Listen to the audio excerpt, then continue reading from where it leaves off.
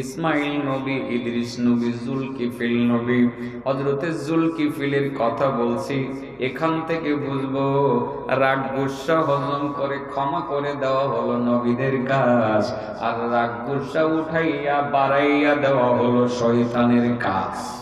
কার কাজ? এই দুইটা কথা মনে রাখবেন। এই ঘটনাটা একটু শুনেন। হযরতে জুলকিফিল তখনও নবী হন নাই। এর আগের নবীর নাম আল-ইয়াসা। নাম কি? এটাও মনে শুনছেন না?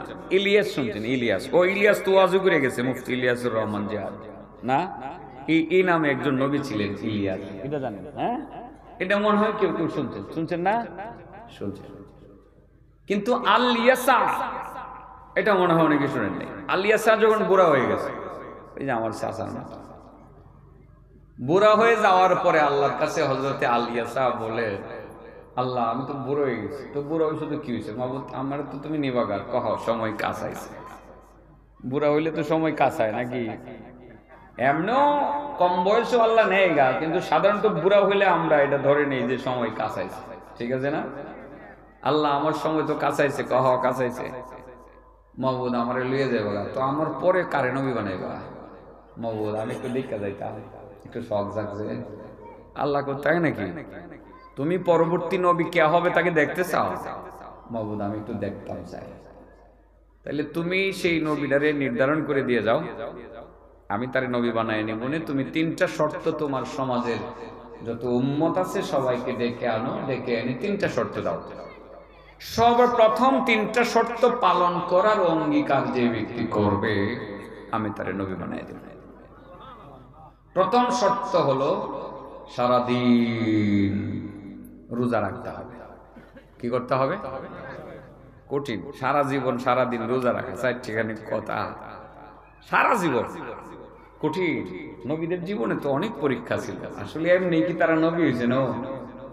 2 নম্বর শর্ত, সারা রাত নামাজ পড়তে, রাত্রে ঘুমানো যাবে না। তার মানে রাতের বেলা ঘুমানো যাইব না, ঘুমটা হবে দিনে। আর দিনের বেলা খাওয়া যাবে না, খাওয়াটা হবে রাত্রে। বিকল্প আছে, আবার বিকল্প আছে না? শর্ত কটা হইল? 1 নম্বর শর্ত হলো সারাদিন রোজা রাখতে হবে। 2 নম্বর শর্ত হলো সারা রাত নামাজ পড়া লাগবে। 3 নম্বর শর্ত হলো রাগ করা যাবে না। এই রাগের ওয়াজটা বোঝানোর জন্য ভাই সাহেব এই জায়গাতে আইছি, নাইলে আসতাম না।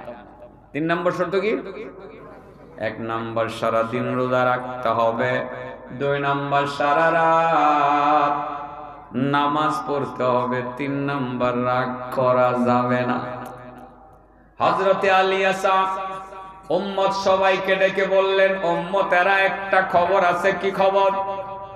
মহান আল্লাহ রাব্বুল আলামিন আমাকে বলছেন, আমার উম্মতের মধ্যে যারা 3টা শর্ত সর্বপ্রথম যেই ব্যক্তি পালন করার অঙ্গীকার করবে, 3টা শর্ত মেনে নিবে, মহান আল্লাহ আমার পরবর্তী নবী হিসাবে তাকে কবুল করে নেবেন। 1 নাম্বার শর্ত হলো সারা রাত সারা দিন রোজা রাখতে হবে। 2 নাম্বার শর্ত হলো সারা রাত নামাজ পড়তে হবে। 3 নাম্বার শর্ত হলো রাগ গুসা করা যাবে না। কঠিন না? কেউ রাজি হয়? জানি না আমি রাজি হইতাম কিনা। এখন এনে কইতাছি যে রাজি হয়ে গেলাম, বলে নবী হইতাম, কিন্তু তখন তো হারা রাজি হইছে না। ঠিক আছে না? কেউ রাজি হয়।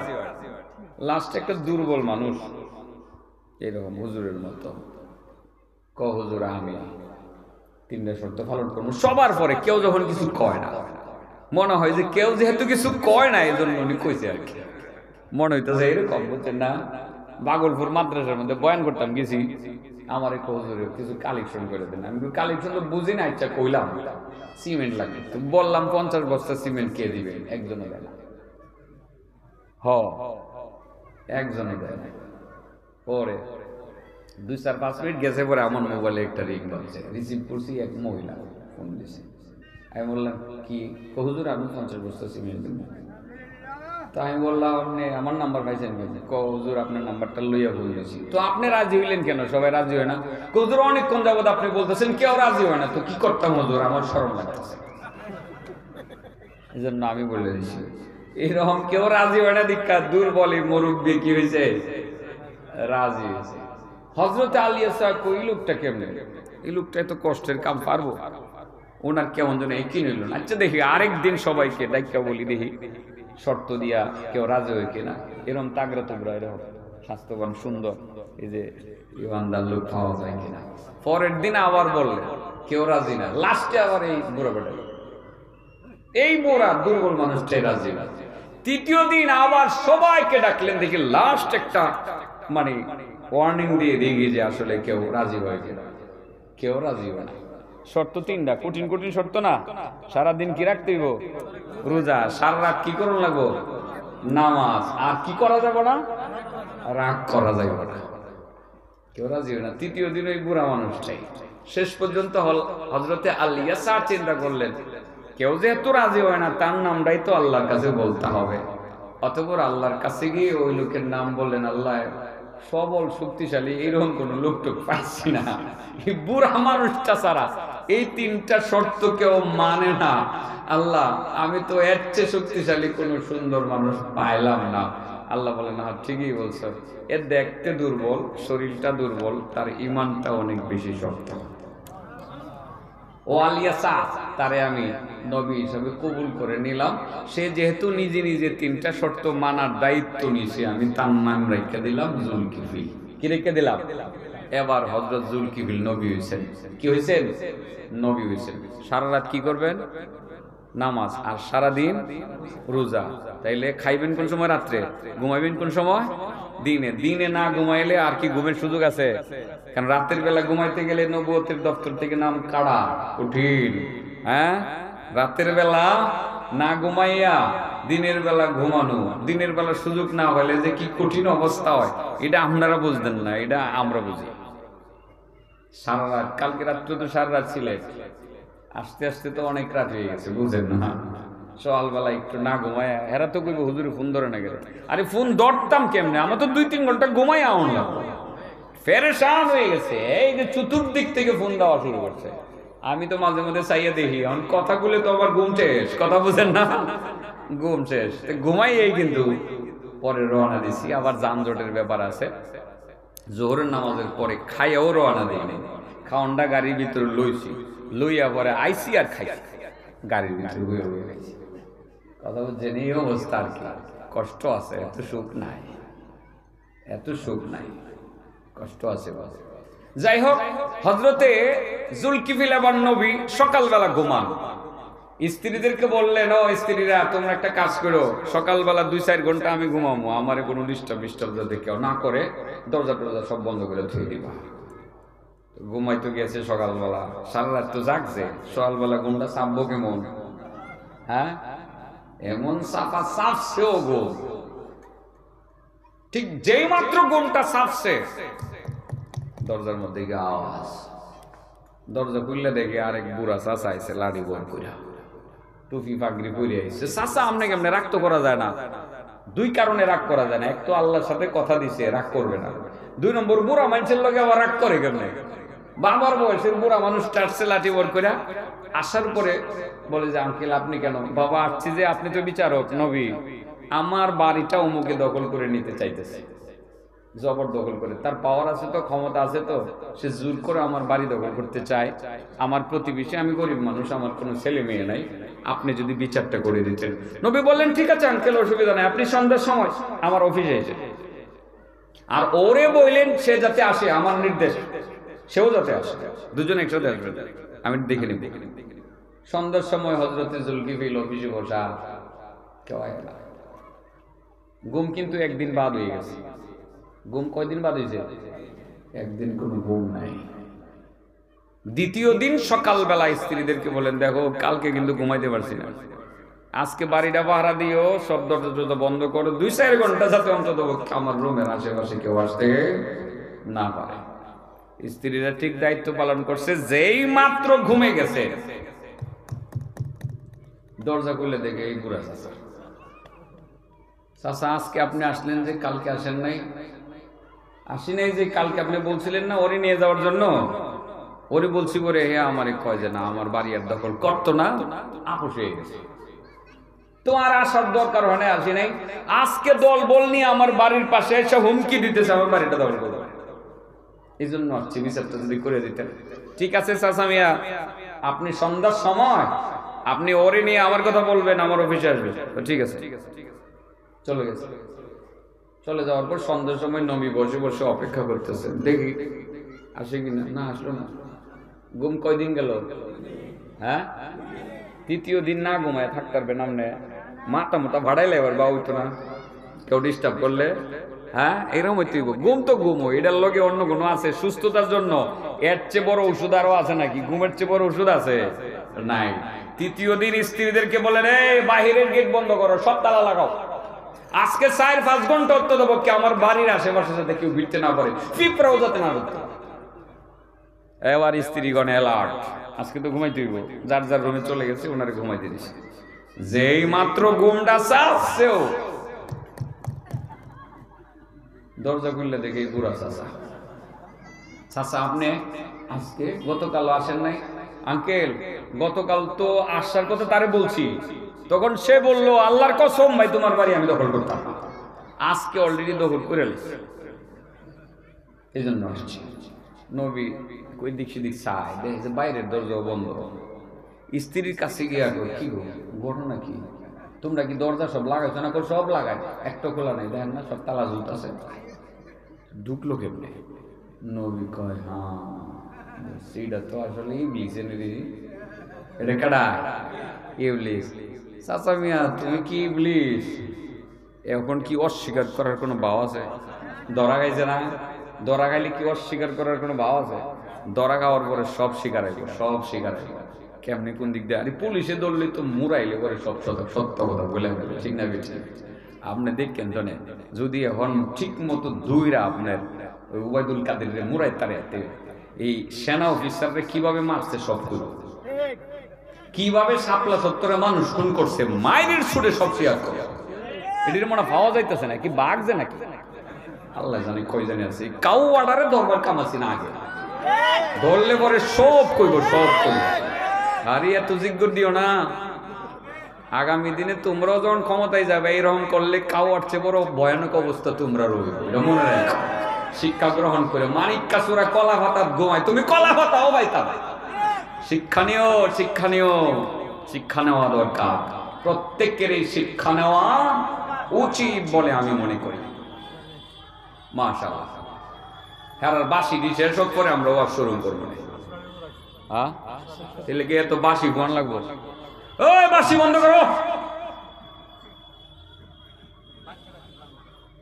আশ্চর্য কথা হচ্ছে, এটা কি হয়েছে? তো আইসে করে বাসি ফোন লাগবো নাকি?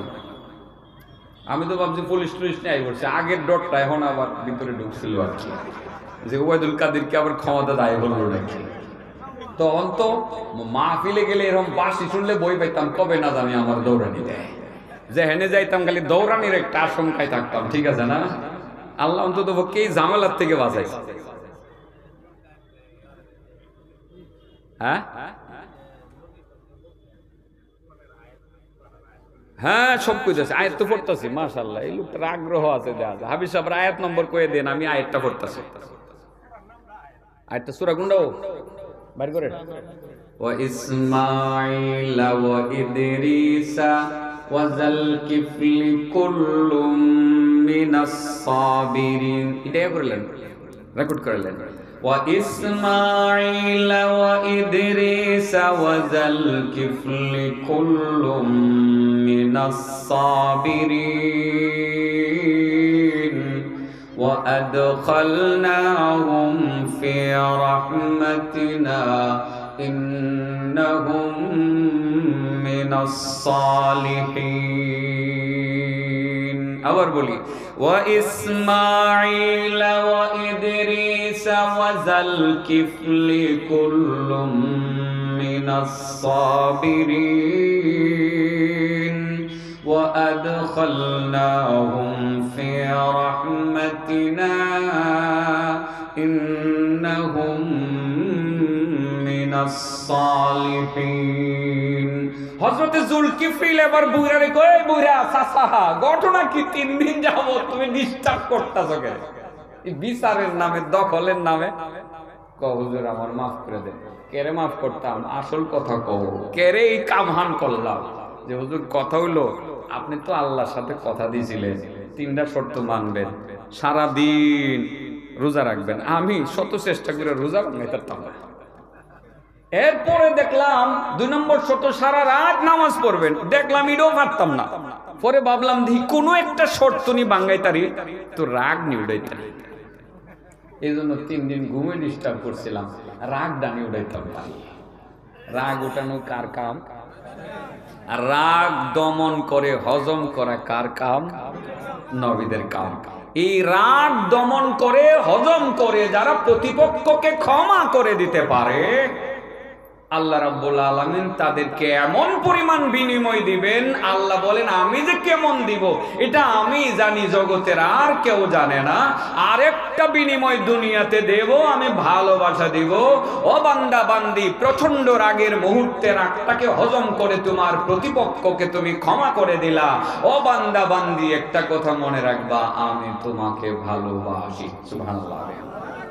এবার বলেন কয়টা আমলের বিনিময় আল্লাহ নিজের হাতে দিবেন?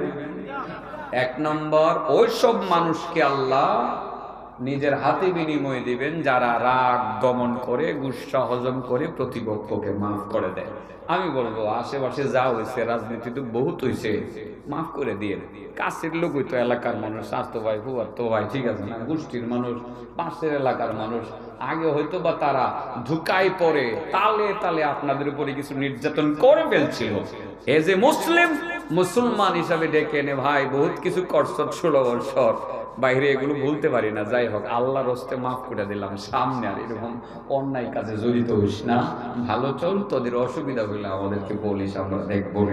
এরকম নর্মাল যারা আছে, পরিবর্তন হওয়া সম্ভব, তাদেরকে ক্ষমা করে দিয়ে ভালোবাসা প্রদর্শন করবেন, আপনি আল্লাহর কাছে বেহিসাব বিনিময় পাবেন, আল্লাহর ভালোবাসা পাবেন। আর যেই ডাকাত, চোর, যে সীমা লঙ্ঘনকারী, তাকে ক্ষমা করে দিলে সমাজে অশৃঙ্খলতা আরো বেড়ে যাবে, রাষ্ট্রের ক্ষতি হবে, ধর্মের ক্ষতি হবে, তারে আইনের হাতে উঠিয়ে। বিষয়টা কি বুঝাইতে পারছি? বিষয়টা রাজনৈতিক হয়ে গেছে না? হ্যাঁ, আমার কাম হইলা যেটা মন চাহিদা হোক, আসল কথাটা বলা হইলো আমার কাম, ঠিক আছে না? 2 নম্বর আমলের কথা বলতাম, এটাই তো আসল, এটা না বললে কেমনে? 2 নম্বর আমল হইলো রোজা। মাশাআল্লাহ, আরে এটা দি সালাক হই। 2 নম্বর কি? রোজা। আল্লাহ নিজে বলেন as-sawmu li wa ana ajzi bihi, রোজা তো আমার জন্য, আর রোজার বিনিময়টা আমি ফেরেশতারে কইতাম না, ফেরেশতা তার এত কোটি নেগে দিয়ে দাও, তার এত কোটি নেগে দিয়ে দাও, এটার বিনিময়টা আমার নিজের হাতে দিব। কি পরিমাণ দিব এটা আমি জানি, জগতের আর কেউ জানে না। রোজা রাখতেই হতো নাকি? আল্লাহ বলেন শাহরু রমাদানাল্লাযী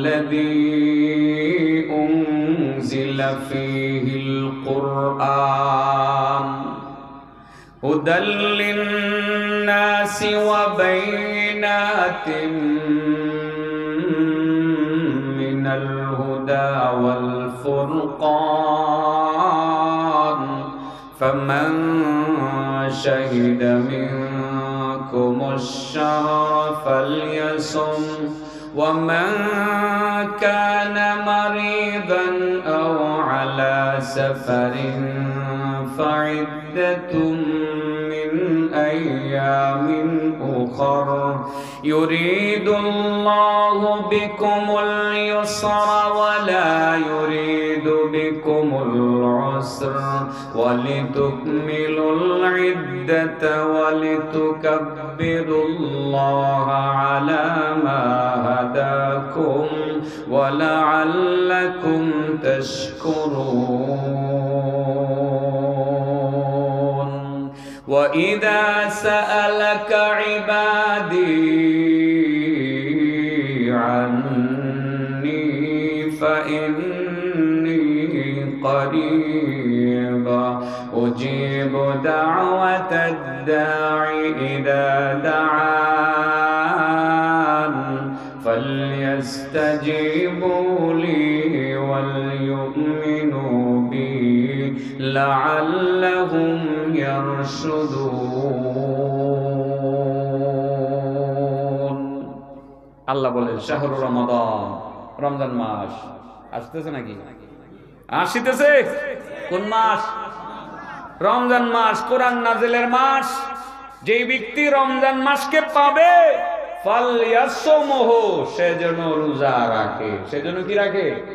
কারণ রোজাদারের বিনিময়ে আল্লাহ অন্য কাউকে দিয়ে দেওয়া হবেন না, আল্লাহ নিজে দিবেন, নিজে দিবেন। এবং রোজাদার বান্দা খুব কাছে চলে আসবেন তিনি রমজান মাসে ইফতারির সময়। এই যে সময়টা আমরা আছি না, এই সময়টা যখন বসে বসে আল্লাহর কাছে মোনাজাতে লিপ্ত হব, আল্লাহ তখন বলছিলেন মূসা নবীকে, ও মূসা, আমার আখিরি জামানার নবীর উম্মতেরা রমজান মাসে রোজা রেখে বিকাল বেলা যখন ইফতারি করতে বসবে, ওই সময়টায় আমি তাদের এতটা কাছে চলে যাব যে আমার মধ্যে আর তোমার মধ্যে 70,000 কেন, একটা মানে তাদের মধ্যে আমার মধ্যে আর তাদের মধ্যে 70,000 কেন, একটা পর্দাও বাকি থাকবে না। ও মূসা, তোমার সাথে যখন আমি সিনাই পাহাড়ে কথা বলি, আমার মধ্যে তোমার মধ্যে 70,000 পর্দা থাকে। 70,000 পর্দা ডিঙ্গাইয়া আমার কণ্ঠের আওয়াজ তোমার কানের মধ্যে গিয়া লাগে। কিন্তু আমার আখির জামানার নবীর উম্মতেরা রমজান মাসে রোজা রেখে বিকাল বেলা যখন ইফতারি করতে বসবে, ওই সময়টায় আমি তাদের এত কাছে চলে যাব যে আমার মধ্যে আর তাদের মধ্যে 70,000 কেন, একটা পর্দাও বাকি থাকবে না। এই জন্যই তো আমার নবী সাল্লাল্লাহু আলাইহি ওয়াসাল্লাম বলেন, সাল্লাল্লাহু আলাইহি ওয়াসাল্লাম তিনি বলছেন ইফতারির সময় বান্দার দোয়া ফেরত দেওয়া হয় না, কারণ আল্লাহ কাছ থেকে বান্দার দোয়া শুনেন এবং কবুল করেন। ইফতারির সময়টা একটা মোক্ষম সময় দোয়া কবুল হওয়ার। শুধু নিজে একা কেন, ছেলে মেয়ে স্ত্রী সবাইকে নিয়ে হাত উঁচু করে কান্নাকাটি করব। আমরা মাহে রমজানকে কাজে লাগাবো, আল্লাহ সন্তুষ্টি নেব, বেহিসাব বিনিময় নেব এবং সহজে আমার মনের কথাটা আল্লাহকে জানিয়ে দেব। আল্লাহ কাছ থেকে সেটা কবুল করে নেবেন, মঞ্জুর করে নেবেন। রমজান কাজে লাগাবো তো নাকি? রোজা সবাই রাখবো তো ইনশাআল্লাহ? রোজা সবাই রাখবো, একজন রূপ আমরা রোজা ছাড়বো না। ছোট ছোট বাচ্চাদেরকে বলি, তোমরাও রোজা রাখতে শিখো বাবা, রোজা রাখতে শিখো। তোমার বাবা বলবে, হ্যাঁ দরকার নাই, দরকার নাই বাবা, তোমার বয়স হয়েছে না, তোমার বয়স 12 হয়ে গেছে, তুমি রোজা রাখো, তুমি অভ্যস্ত হয়ে যাও এখন থেকে। বাবা তোর পরীক্ষা আগামীকাল, রোজাটা রাখিস না, পরীক্ষা দেওয়ার জন্য রোজা রাখো, পরীক্ষা ভালো হবে ইনশাআল্লাহ। কারণ ইমানের শক্তিটা বাড়বে, স্মরণ শক্তি বাড়বে ইনশাআল্লাহ। বলেন কয়টা আমলের বিনিময়ে আল্লাহ নিজের হাতে দিবেন? হ্যাঁ, 1 নম্বর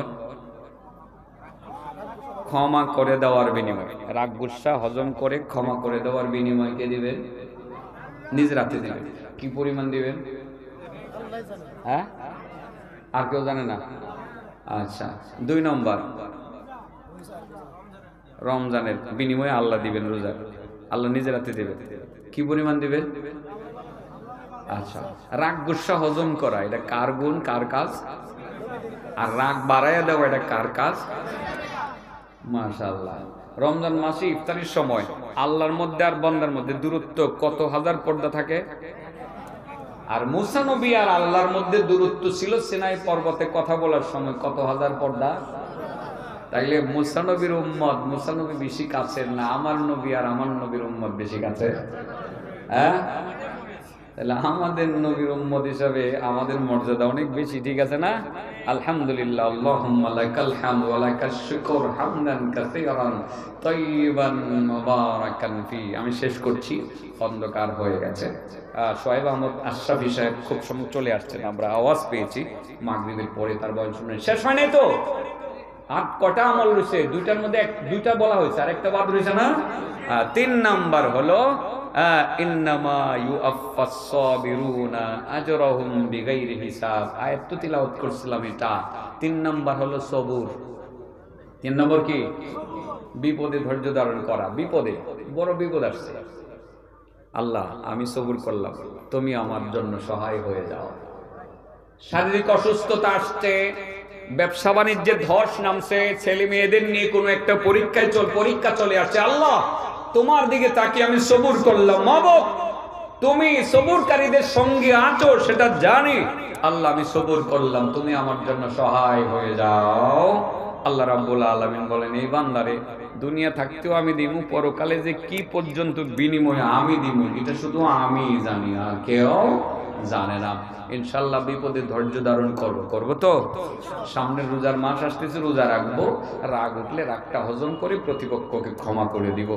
আমার কাছে মনে হলো তিনটা জায়গা এখন বলা দরকার। গ্রামে গঞ্জে খুব মারামারি দেখি, রাজনৈতিক ইস্যুকে কেন্দ্র করে, ওই আগের রাজনীতির জেরে মারামারি চলছে, পিটাপিটি চলছে। সেই কারণে প্রথম পয়েন্টটা একটু বলি মানুষকে, আমাদের কাছ তো মানুষকে বলা, বুঝিয়ে বলা। আমাদেরকে তো মানুষ যুগ যুগ ধরে মাইন্ড করে যে হুজুররা মাঠে এগুলো বলে কেন? আরে বাবা, কেন যে বলি বুঝো না, কেন বলি? এজন্যই বলি, ভালোর জন্য বলি, উম্মতের ভালো কল্যাণের জন্যই আমাদের কথাগুলো। আমরা সতর্ক করা হলো আমাদের কাজ, আমরা সতর্ক করব। ওই যুগ যুগ ধরে তাদেরকে সতর্ক করছি, তারা মানে নাই, এখন তারা দেশ ছাড়তে বাধ্য হয়েছে। আপনাদেরকেও বলছি, যারা আপনারা ক্ষমতায় যাওয়ার স্বপ্ন দেখছেন, যদি এরকম করেন আপনারাও দেশ ছাড়তে বাধ্য হওয়া লাগবে। এটা হলো আমাদের সতর্কবাণী। কারোর পিছনে লাগা না, কারোর ক্ষতি করা না, উদ্দেশ্য কিন্তু এটা না। উদ্দেশ্য হলো একমাত্র আল্লাহকে খুশি করা, সমাজে দেশে শান্তি শৃঙ্খলা বজায় রাখা, ইসলামের জান্নাকে বুলন্দ করা। এটাই হলো মূলত আমাদের টার্গেট। আল্লাহ আমাদের যেসব কথা বলছি প্রত্যেককে আমল করার তৌফিক দান করুন। ওয়া আখিরু দাওয়ানা আলহামদুলিল্লাহি রাব্বিল আলামিন। আসসালামু আলাইকুম ওয়া রাহমাতুল্লাহি ওয়া বারাকাতুহু।